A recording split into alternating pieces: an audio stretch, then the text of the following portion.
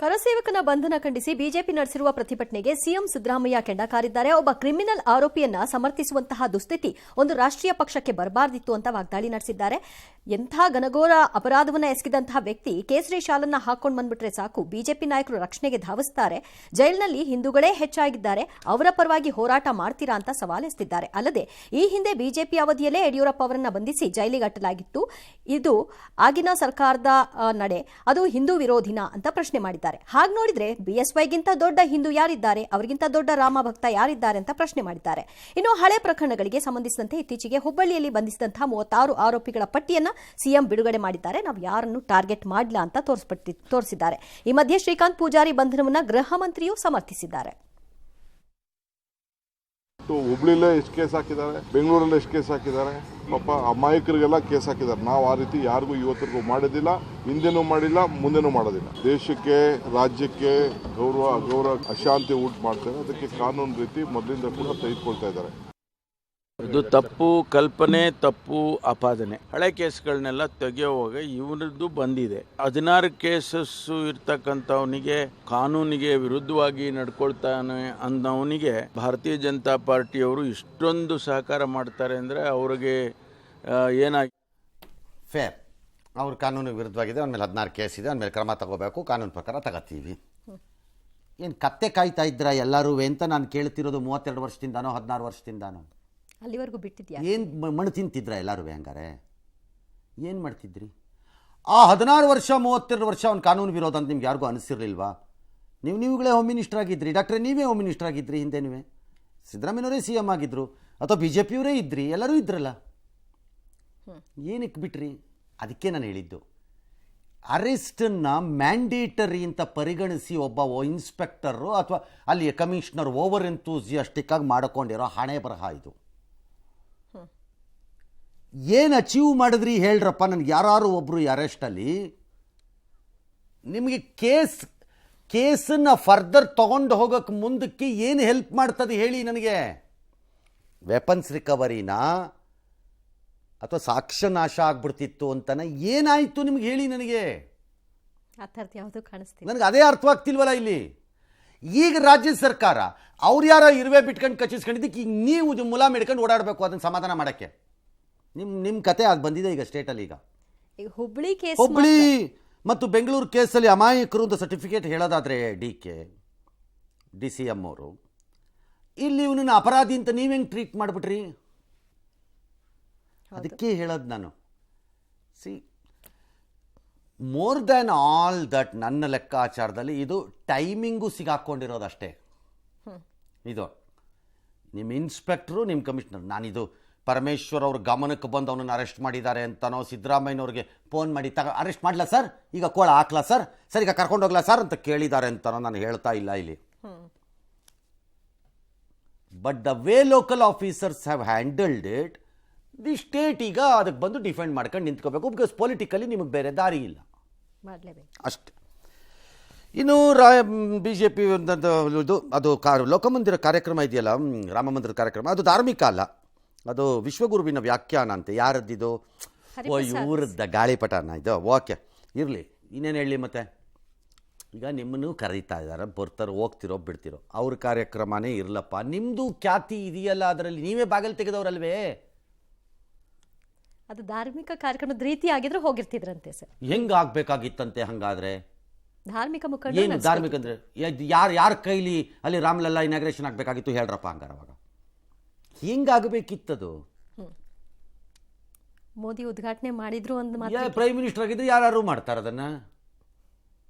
ಅದಕ್ಕೆ ಅದು ರಾಜಕೀಯ. ಅದೇ ಒಳ್ಳೆ ಕಥೆ ಆಯ್ತಲ್ಲ, ಬೇರೆದೆಲ್ಲ ರಾಜಕಾರಣ ಅಲ್ವಾ ಹಂಗಾರೆ?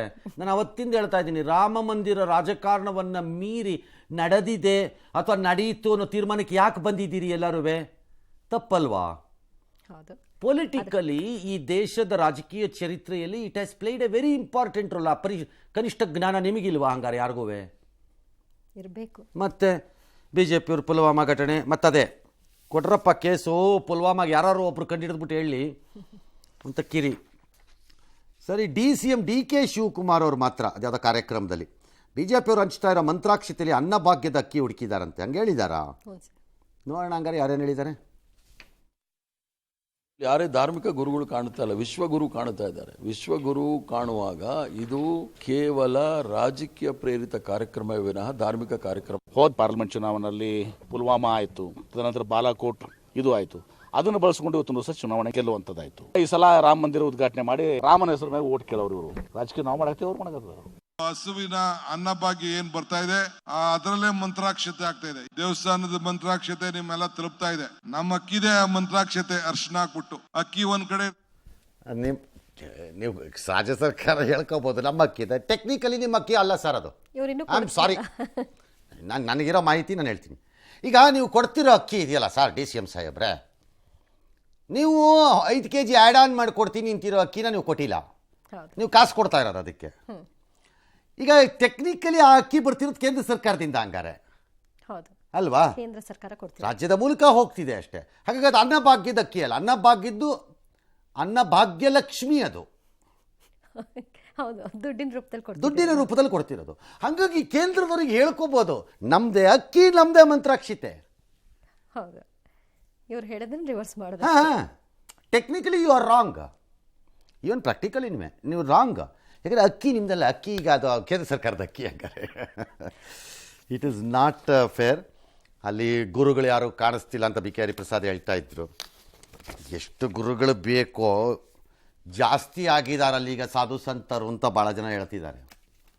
ಅಯೋಧ್ಯೆಯಲ್ಲಿ ನಿಭಾಯಿಸೋಕ್ಕಾಗದೇ ಇರೋ ಸಾಧು ಸಂತರು ಅಂತ. ಅದರಲ್ಲಿ BJP ಸಾಧು ಸಂತರು, ಕಾಂಗ್ರೆಸ್ ಸಾಧು ಸಂತರು, ಕಾಂಗ್ರೆಸ್ ಸ್ವಾಮೀಜಿಗಳು, BJP ಸ್ವಾಮೀಜಿಗಳು, ಲೆಫ್ಟ್ ಸ್ವಾಮೀಜಿಗಳಿರಲ್ಲ, ಓಕೆ, TMC ಸ್ವಾಮೀಜಿಗಳು, ಆಪ್ ಸ್ವಾಮೀಜಿಗಳು ಅಂತ ಏನಾರು ಇದ್ದರೆ ಒಂದು ಪಟ್ಟಿ ಕೊಟ್ಟರೆ ಚೆಕ್ ಮಾಡಿ ನಾನು ಹೇಳ್ಬೋದಾಗ. ರಾಮನ್ನೇ BJP ರಾಮನ್ ಮಾಡಿಬಿಟ್ರಲ್ಲ. ಆದ್ದರಿಂದ ನೀವು ಅಲ್ಲಿಗೆ ಹೋಗದಿದ್ರು ಏನು ತೊಂದರೆ ಇಲ್ಲ. ಅಯೋಧ್ಯೆಯ ರಾಮ ಮಂದಿರದಲ್ಲಿ ಪ್ರಾಣ ಪ್ರತಿಷ್ಠಾಪನೆಗೊಳ್ಳಲಿರುವಂತಹ ರಾಮಲಲ್ಲಾ ವಿಗ್ರಹ ಯಾವತ್ತು ಗೊತ್ತಾಗುತ್ತೆ ಅಂದ್ರೆ ಜನವರಿ 17ನೇ ತಾರೀಕು ಅಂತ ಪೇಜಾವರ ಶ್ರೀಗಳು ಹೇಳ್ತಾ ಇದ್ದಾರೆ. ಈ ಮಧ್ಯೆ 25 ದಿನಗಳ ಹಿಂದೆ ರಾಮಲಲ್ಲಾ ಮೂರ್ತಿ ಕೆತ್ತನೆ ಪೂರ್ಣ ಮಾಡಿರುವಂತಹ ಮೈಸೂರಿನ ಶಿಲ್ಪಿ ಅರುಣ್ ಯೋಗಿರಾಜ್ ಅವರು ಟ್ರಸ್ಟ್ ಅವರನ್ನ ಗೌರವಿಸಿದೆ. ಇದೇ ಖುಷಿಯಲ್ಲಿ ಅವರು ಎಲ್ಲಾ ಶಿಲ್ಪಿಗಳ ಜೊತೆಗೆ ನೃತ್ಯವನ್ನು ಕೂಡ ಮಾಡಿದ್ದಾರೆ. 25 ದಿನಗಳ ಬಳಿಕ ಈ ವಿಡಿಯೋ ಇದೀಗ ವೈರಲ್ ಆಗಿದೆ. ಈ ಮಧ್ಯೆ ಅದ್ದೂರಿ ಪ್ರಾಣ ಪ್ರತಿಷ್ಠಾಪನೆ ಬಳಿಕ ಬಿಜೆಪಿ ನಿತ್ಯ 50,000 ಭಕ್ತರಿಗೆ ದರ್ಶನದ ನೆರವು ನೀಡಲು ತೀರ್ಮಾನ ಮಾಡಿದೆ.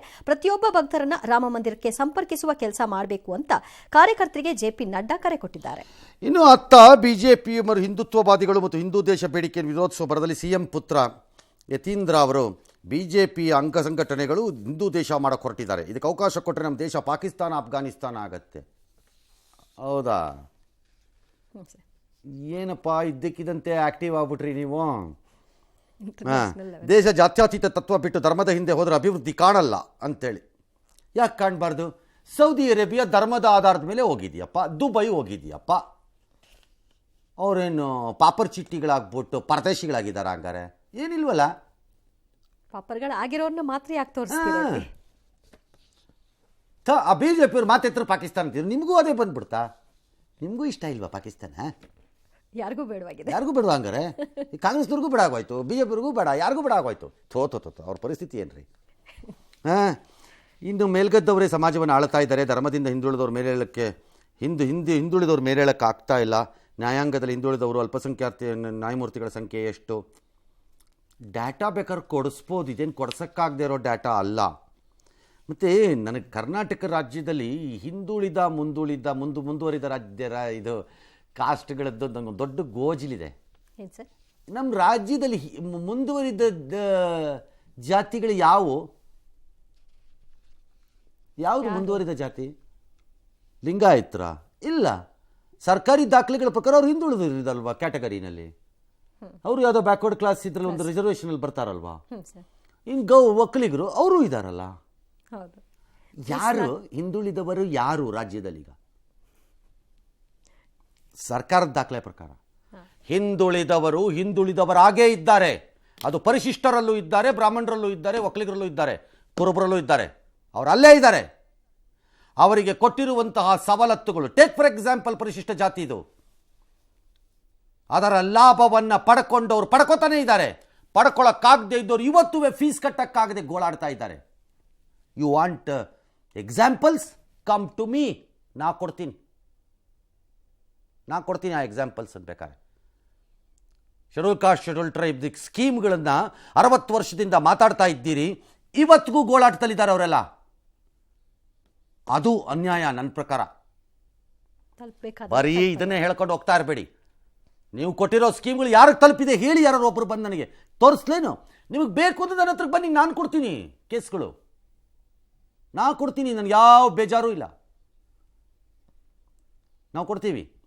ಅದು ಮೆಡಿಕಲ್ ಸೀಟ್ದಾರು ಇರ್ಬೋದು, ಎಂಜಿನಿಯರಿಂಗ್ದಾರು ಇರ್ಬೋದು, ಸಿಂಪಲ್ ಡಿಗ್ರಿ ಮಾಡೋದಾರು ಇರ್ಬೋದು, ಅಥವಾ ಒಂದು ಹೊಲಿಗೆ ಯಂತ್ರ ಕೊಡಿಸೋದ್ರಲ್ಲಿ ಇರ್ಬೋದು. ಎಷ್ಟು ಹೊಲಿಗೆ ಯಂತ್ರ ಶೆಡ್ಯೂಲ್ ಕಾಸ್ಟ್ ಹೆಸರಿನಲ್ಲಿ ಎತ್ತಿದ್ದೀರಿ ಆಚೆಗೆ ನೀವುಗಳು? ಎಷ್ಟು ತಲುಪಿದೆ?